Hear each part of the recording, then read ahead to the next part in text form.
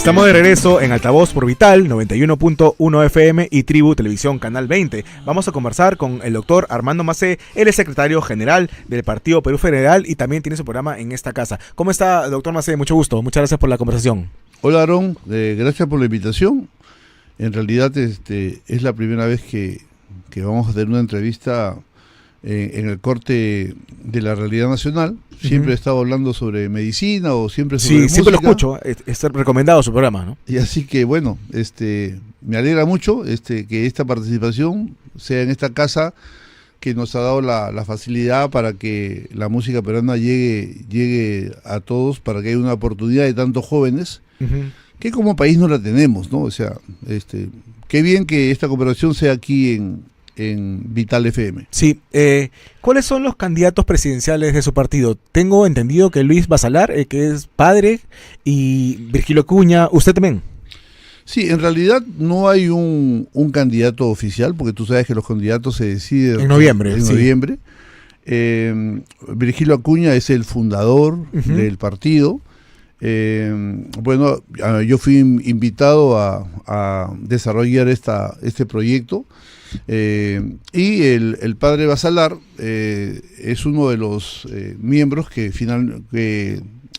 se nos plegó desde hace poco tiempo, y la idea es impulsar, propiciar una nueva opción para el país, que es una visión progresiva, democrática, una idea de que el Perú tenga una opción de un federalismo en su organización. ¿Ustedes buscan cambiar la Constitución? Yo creo que hay muchas cosas de la Constitución que no deben ser movidas, ¿no? Por ejemplo, la modalidad del manejo económico me parece muy acertado. Economía social de mercado. Creo que hay algunas cosas que hay que mejorar, sí. Nada es perfecto, el tiempo va evolucionando y te va poniendo retos. Y Estados Unidos, que sigue siendo la primera potencia, hace sus enmiendas y sigue adelante. La esclavitud estaba en la Constitución, ¿no? Al inicio. Claro. Se puede hacer enmiendas, no necesita cambiar toda la Constitución para realizar cambios, ¿no? Para realizar el programa que ustedes esperan. Y particularmente yo pienso que como decimos en el barrio, equipo que gana no se cambia. Claro. Si en economía somos una bendición para otros países, porque nadie explica cómo seguimos creciendo, ¿no? Sí. A pesar del caos político. Cuando yo me encuentro con amigos en diferentes partes del mundo, y eso lo hago por una cuestión de trabajo, yo soy dirigente de ABDAI hace muchos años, y eso me obliga a viajar una vez al año, y otros países me Armando, ¿cómo hacen ustedes los peruanos? O sea, tienen una política de patas para arriba, de cabeza, y la economía no cae, tienen el mayor índice de informalidad, y sin embargo tu país sigue adelante. Le digo, justamente ese es el secreto, que el peruano no depende prácticamente del Estado y se las busca, es muy ingenioso, es muy trabajador. Y eso hace que Perú siga flotando y con un crecimiento que no tienen otros países. Yo siempre menciono, y esto lo escuché de mi amiga Blanca Zimmerman, que el peruano, porque ella es empresaria también, el peruano avanza a pesar del Estado, ¿no? A pesar es potente, ¿no? Sí, es muy potente y es una realidad, ¿no? Y una de las cosas que saltó a la vista fue en el COVID, ¿no? Sí. La gente decía, ¿qué me voy a quedar en mi casa? Me muero, pues si yo no trabajo el día de hoy, ¿qué comen mis hijos? ¿Con qué pago la luz? ¿Con qué pago el agua? Las cosas básicas. ¿Y cómo puede ser posible, señor Macé, que Vizcarra, entendiendo cómo que vivimos en una economía informal, bueno, no la entendió, ¿no? ¿Cómo pueden mandar a que la gente se encierre en sus casas y no trabaje?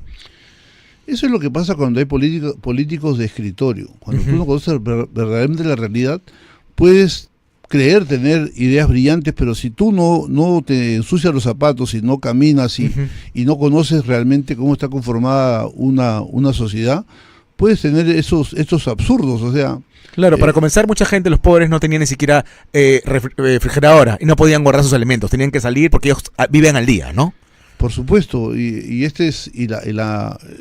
Perú, lamentablemente, es uno de los países de América Latina que ya de por sí es pobre, pero tenemos más del 30% de pobreza y de pobreza extrema. O sea, cuando vino el COVID, no sé si hemos perdido de vista el concepto claro que de todos los países del mundo, más de 200 países del mundo, el Perú fue el primero, el campeón Claro. El líder de la informalidad, el líder del déficit de asistencia médica, fuimos un desastre.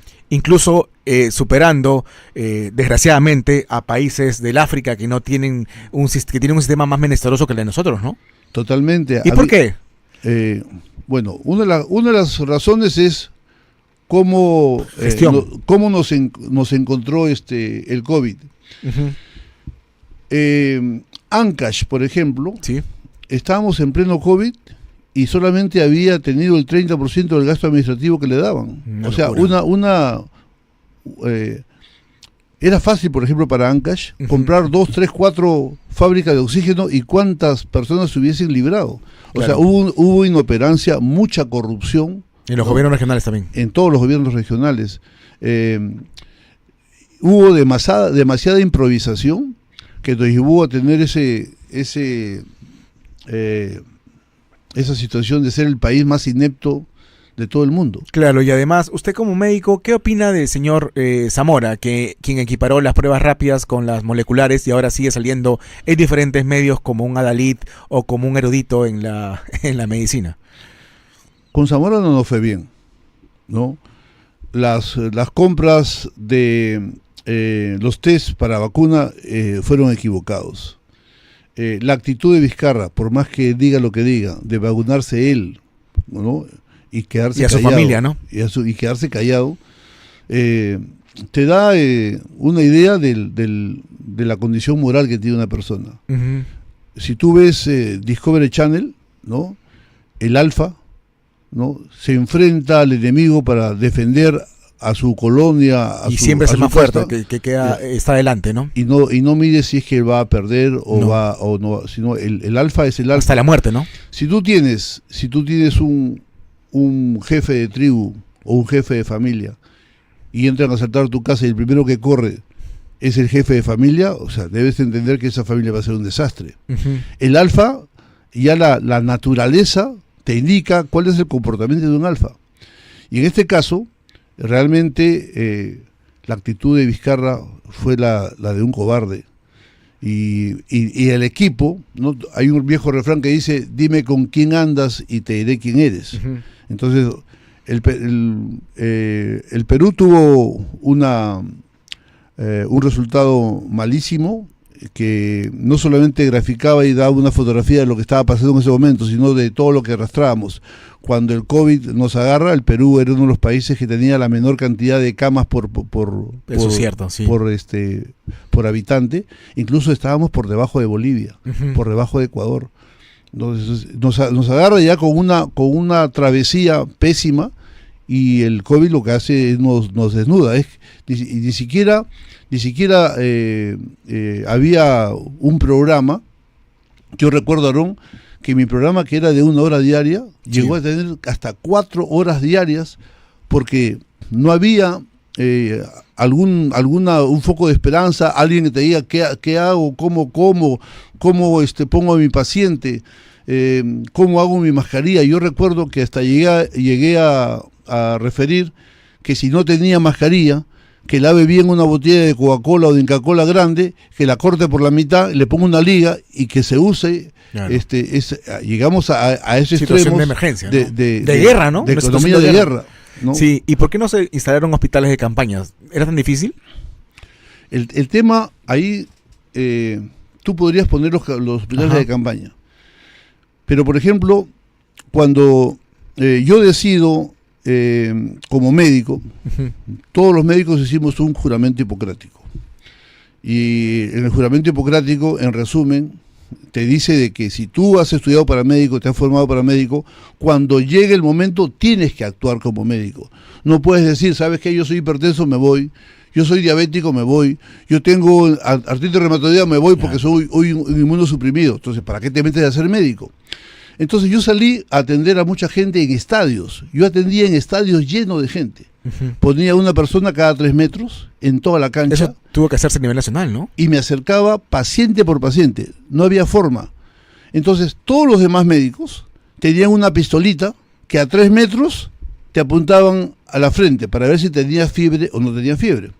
Pero yo como médico sabía que la única forma de hacer algo por un paciente es escucharle el pulmón, porque cuando el pulmón suena como si fuese una frotada de cabellos, eso se llama crepitantes y te dice que hay una neumonía.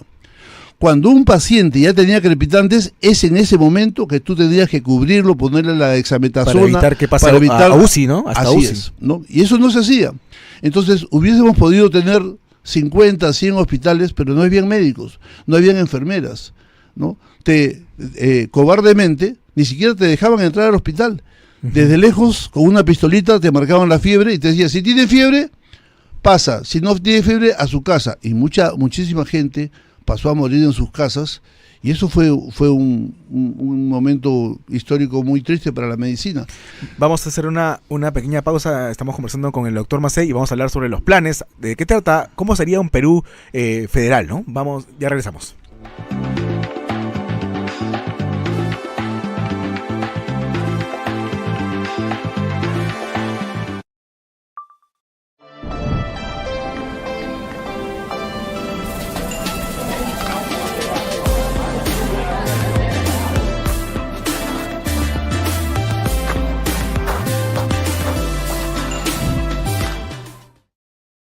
Hay un lugar en el mundo que lo tiene todo.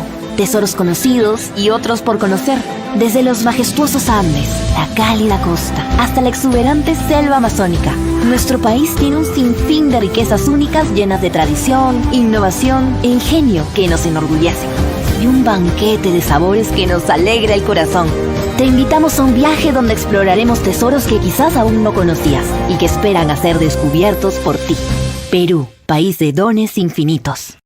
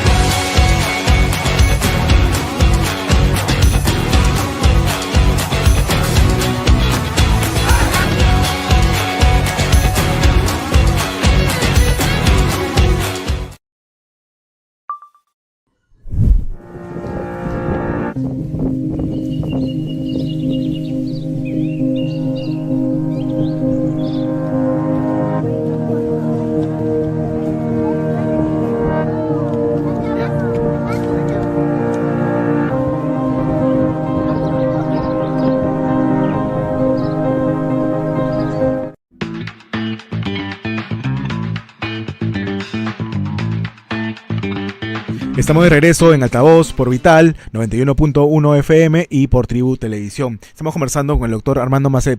Doctor, ¿cuál es la propuesta? ¿Cómo sería un Perú federal? Ya no sería regiones, ¿cómo sería la situación? Bueno, en primer lugar, el federalismo no debe ser entendido como un fraccionamiento, como un divisionismo. No, yo creo que el federalismo que es aplicado en muchas potencias del mundo. Como Estados Unidos, ¿no? Sí. En Estados Unidos, en Canadá, en México. Alemania, en México y por acá nuestros vecinos Argentina, Brasil.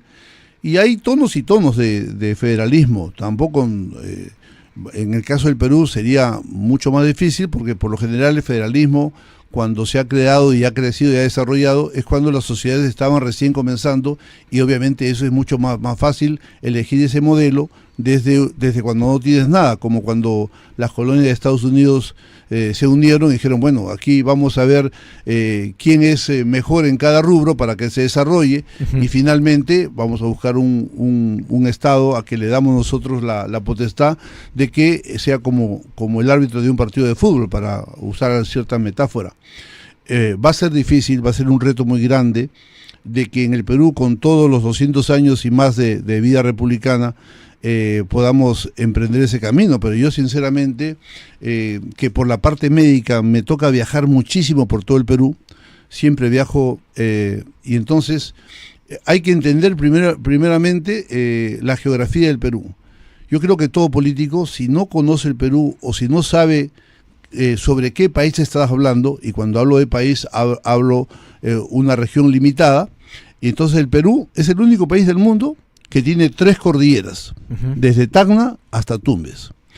Y eso nos da mucha riqueza, la riqueza minera, perfecto, nos da que el Perú es uno de los países que tiene la mayor cantidad de climas, lo cual es una bendición, y eso ha llevado a que el Perú sea tenga el único clúster en algo que tiene el Perú, es en la alimentación.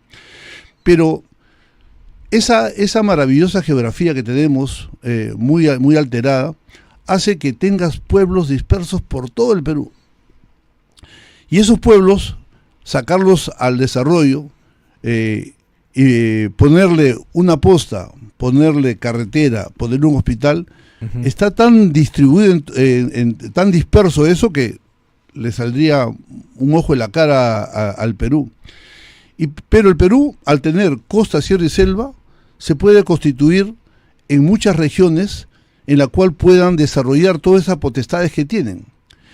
Y Lima le ha hecho mucho daño al Perú, porque no solamente es una región centralista y además concentrada.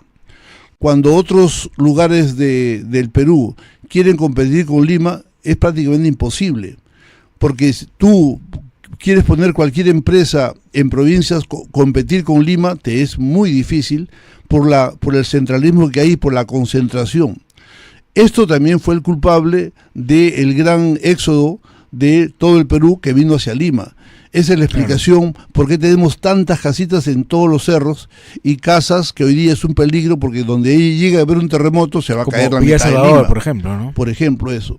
Entonces, el Perú es muy rico, y esa modalidad de gobierno todo centralista me parece que no es lo que más nos favorece. E incluso yo tengo una tesis que a mí me gustaría que los congresistas no estén en Lima, sino que los congresistas permanezcan en cada una de las regiones a la cual pertenecen. Y se coordine todo por Zoom. Así es, todo por Zoom.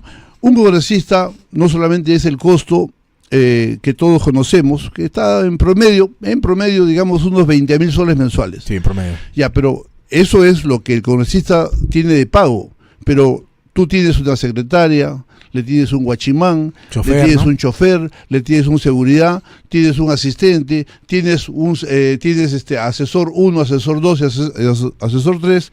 Finalmente un congresista te sale costando no menos de unos 60.000 soles mensuales, ¿no? ¿Y para qué? ¿No? Además de toda la instalación que te reclama, movilidad, un despacho en una zona costosa de Lima, cuando en realidad, zapatero a tus zapatos, cada persona que supuestamente está elegida para luchar por los intereses y las preocupaciones de cada pueblo, debe estar en ese pueblo. O sea, un congresista, por ejemplo, debería vas a estar en Cajamarca ya, entonces, ¿cómo está Cajamarca, Hualgayoc, Jaén, San Pablo, San Marcos, todo Cajamarca? Pero el congresista, hay muchos congresistas, si vamos a hablar de Cajamarca, que se pasa todo su gobierno, claro, y nunca hay un problema de representación, ¿no? Y nunca ha ido a determinadas provincias. ¿Cómo te enteras? ¿Cómo cuentas? ¿Cómo sabes la verdad? ¿Cómo ven tus ojos? ¿Cómo están los puentes, los diques, las escuelas? Es un absurdo que hasta en eso, por ejemplo, tengamos centralizada la política. Yo pienso, igual la Fiscalía, que ahora está de cabeza, sí, el Poder Judicial está de cabeza, todo el mundo quiere ser rey. Entonces, yo creo que es mejor administrar sectores más limitados para que tú tengas mayor atención. Esa es uno de los planteamientos que yo sostengo, de que al Perú le iría mucho mejor con una política claramente descentralizada y desconcentrada, que finalmente a eso le puedes poner o no el nombre de federalismo. Eso para mí en realidad no es lo más importante. ¿Y qué potestad tendría cada gobierno regional? ¿Educación y salud?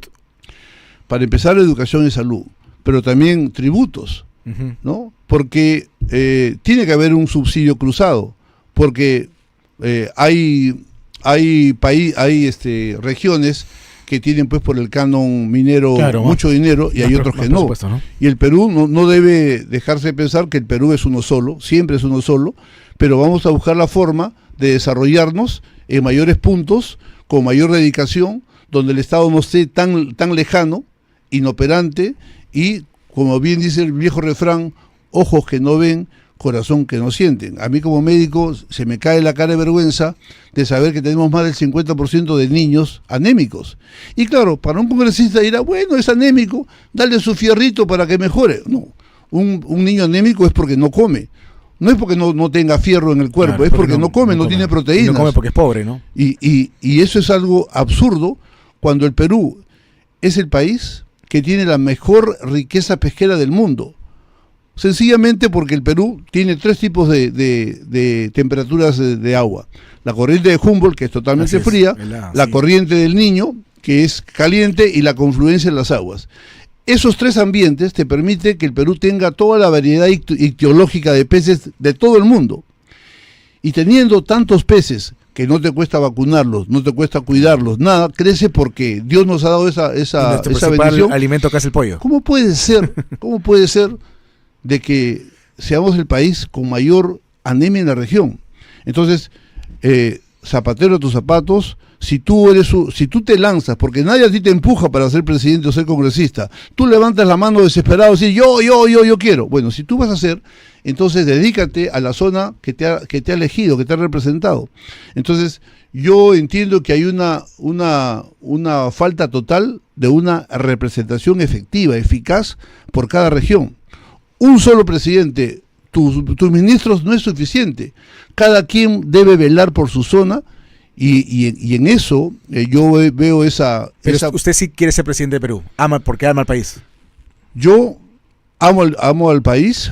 Creo que si tú le dices, haces una encuesta, a ver señores, a su marca listo ya, levanten la mano todos los que quieren ser presidente del Perú. Yo creo que levantarían la mano el 70% por lo menos, ¿ok? Pero para ser presidente del Perú yo creo que tú tienes que ser responsable y te tienes que preparar, ¿no? Cuando tú tienes a tu mamá o a tu hija grave en el hospital, tú no quieres que te opere el gafitero, ni un enfermero, ni un arquitecto. Tú quieres que te opere el mejor médico, ¿no? El mejor médico. Igual es el Perú. O sea, aquí no hay esa responsabilidad de decir, bueno, yo quiero que campeone mi Alianza Lima todos los años, pero a veces no puedo, pues. ¿Qué voy a hacer? No es que yo quiera. Entonces tendría que hacer mi trabajo, a ver cómo están las divisiones menores, cómo están muchas cosas, los campos de desarrollo, para pensar que mis sueños tengan un asidero. Entonces, hoy en día que tenemos 44 partidos, y tú ves muchas veces qué personas están intentando, te das cuenta que hay personas que nunca en su vida, ni siquiera han tenido una administración de un kiosco. Claro. Y entonces hay una falta de responsabilidad. Cuando tú me salías a la política para ganar plata, en simple. También, ¿no? O para robar. O para robar.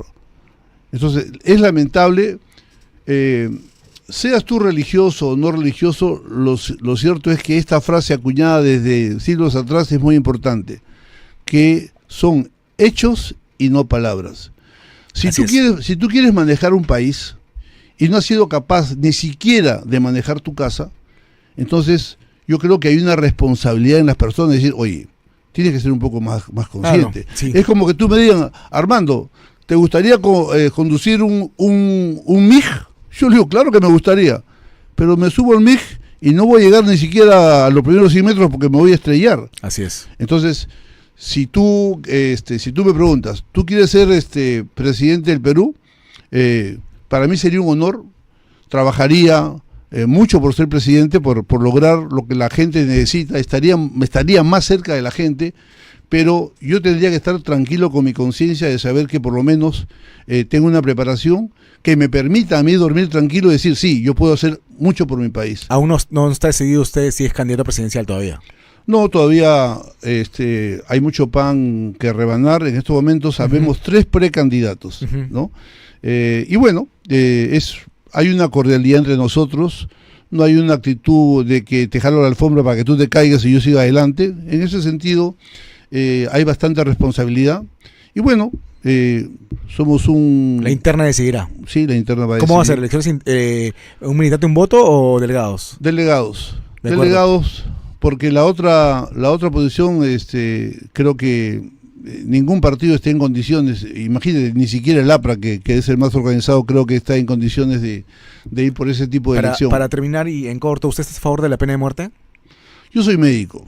Yo soy médico y jamás mataría a nadie. Claro. O sea, sí haría castigos que sean ejemplares. Cárceles que realmente sean un infierno. Yo, por ejemplo, pienso de que los peruanos que construimos el país no tenemos que estar manteniendo a la gente que ha delinquido. Y yo, por ejemplo, sí estaría de acuerdo que la gente que esté en un penal se gane el sustento con el sudor de su frente. Y que no quiere trabajar por inanición, tendrá que fallecer. Bueno, el que no quiere trabajar, el hambre lo hará trabajar. Así es. Pero yo sería pues incapaz de matar a una persona. Claro, ¿y nos salimos del Pacto San José? Yo creo que eso es más teoría que otra cosa, porque si tú te sales del Pacto de San José, lo único que serviría ahí es el mensaje que dice, vengo con todo, atención, vengo con todo. Pero la aplicación real sería de aquí a 9 años. ¿Ya para qué? La gente ni se va a acordar de quién es el delincuente. Muchas gracias por la entrevista, señor Macé. Lo dejamos con su programa. Ya volvemos el lunes con Altavoz. Chau, chau. Esto fue todo.